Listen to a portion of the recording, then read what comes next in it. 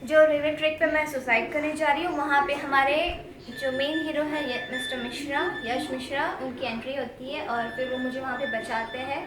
फिर वहीं से मैं उनको अपनी कहानी बताती हूँ एंड फिर हमारी ऐसे ही दोस्ती होती है और वो मेरी हेल्प करने के लिए मेरे घर आते हैं और मेरे दादाजी से और मेरे पापा से कहते हैं कि वो मेरे बॉयफ्रेंड हैं और हम दोनों शादी करना चाहते हैं। तो यही स्टोरी है एंड उनकी और एक गर्लफ्रेंड होती है।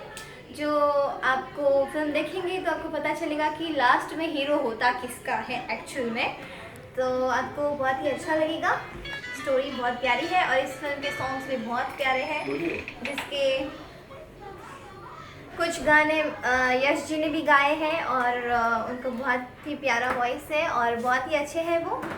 और हमें काम करके बहुत मज़ा आया साथ में। सो आपका आशीर्वाद रहेगा और आपका सपोर्ट रहेगा तो हम और भी फिल्म्स करेंगे साथ में आगे। तो थैंक यू सो मच।